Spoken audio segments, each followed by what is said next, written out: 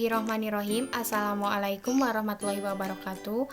Perkenalkan, nama saya Alifia Azhari Rahmah dari Prodi Pendidikan Matematika UIN Sunan Gunung Jati Bandung kelas 3A. Pada video kali ini saya akan menjawab soal tentang elektrokimia dalam mata kuliah kimia dasar. Selamat menyaksikan. Oke, langsung saja. Di sini saya akan membahas mengenai soal elektrokimia. Nah, di sini saya mengambil soal nomor 5 mengenai potensial sel yang paling besar. Nah, diketahui potensial elektroda standar ini ada 4 reaksi, di mana keempat reaksi ini merupakan reaksi reduksi, reaksi yang menangkap elektron, dan E0 maksudnya dari E0 ini yaitu potensial elektroda standar. Jadi setiap reaksi ini mempunyai potensial reduksi standar. Nah, langsung saja pada pembahasan. Jadi cara mencari potensial sel yang paling besar, saya menggunakan rumus E0 sel sama dengan E0 katoda dikurangi E0 anoda, atau E0 sel sama dengan E0 reduksi dikurangi E0 oksidasi. Nah, jadi katoda itu sama dengan reduksi. Saya langsung ngecek dari kelima pilihan jawaban ini, mengecek satu-satu dengan dimasukkan ke dalam rumus ini. Yang pertama kan rumusnya E0 reduksi dikurangi E0 oksidasi. Kita lihat dulu dari mana yang termasuk E0, yang termasuk reaksi reduksi dan mana yang termasuk oksidasi. Kan yang pilihan A pilihan A ini yang termasuk reduksi itu Zn, dan yang oksidasi yaitu Al. Jadi E0Zn dikurangi E0Al. Masukkan saja E0 pada Zn yaitu negatif 0,76 dan E0 pada Al yaitu negatif 1,76. Jadi negatif 0,76 dikurangi negatif 1,76 hasilnya 1 volt. Yang B juga sama, dimasukkan ke dalam rumus yang ini. Kita lihat yang reduksi yang Al3+, dan yang oksidasi Fe menjadi Fe2+.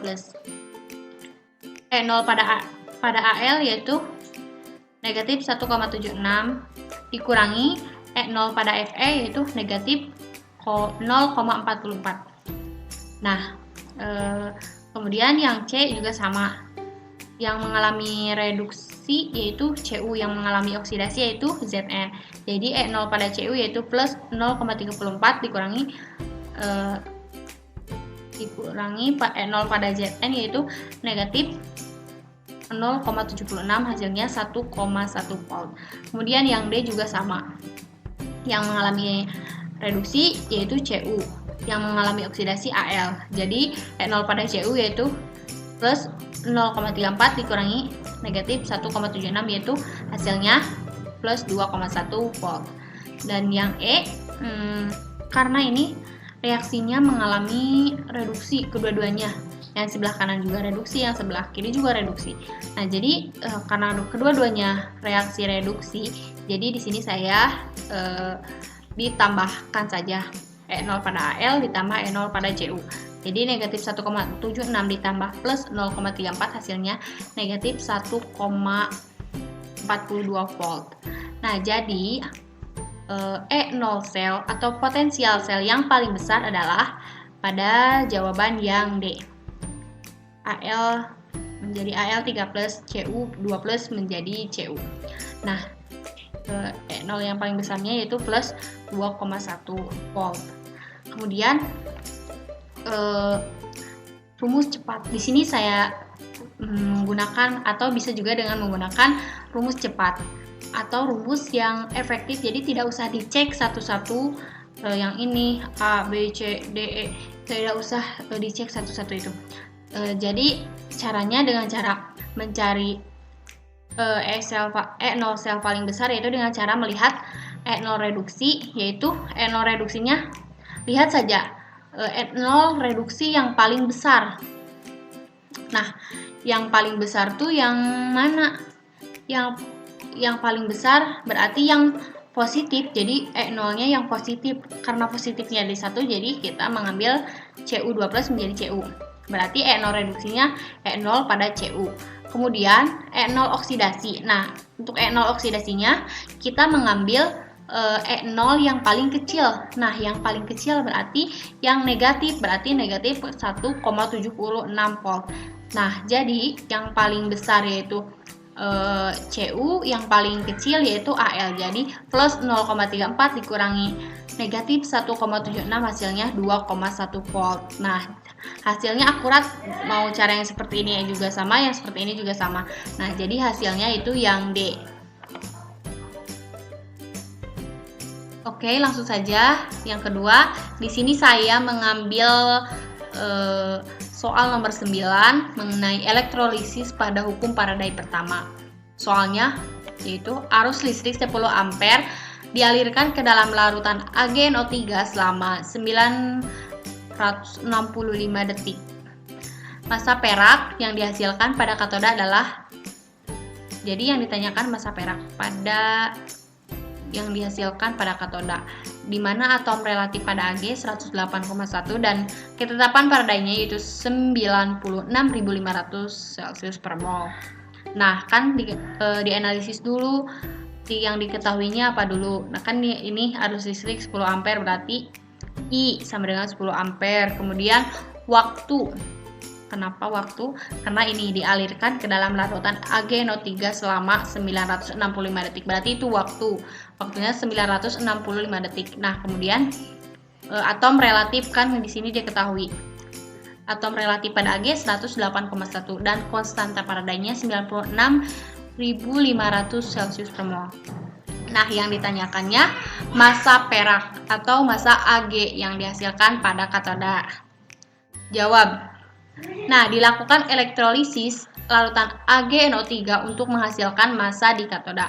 Maka di katoda itu terjadi reduksi terhadap perak atau Ag, yaitu Ag plus ditambah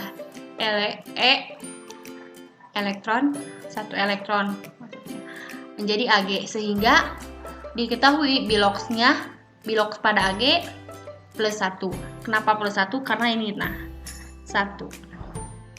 Jadi bilox pada Ag yaitu plus 1. Jadi untuk menghitung massa perak di katoda digunakan hukum Faraday pertama pada sel elektrolisis. Nah, rumusnya yaitu M itu apa? Yaitu M massa pada perak kan yang ditanyakannya. Jadi Mag massa pada perak sama dengan E, yaitu E itu adalah ekuivalen, dimana kita harus mencari dulu massa ekuivalennya. Nah, kemudian I dikali T. I kan arus listrik dikali T waktu. Dibagi ketetapannya 96.500. Nah, keterangan massa ekuivalen. Massa ekuivalennya harus dicari dulu, yaitu rumusnya atom relatif pada Ag dibagi bilox pada Ag yang tadi kan 1. Atom relatif pada perak atau Ag yaitu 108,1 dibagi biloxnya tadi plus 1. Jadi tulis 1.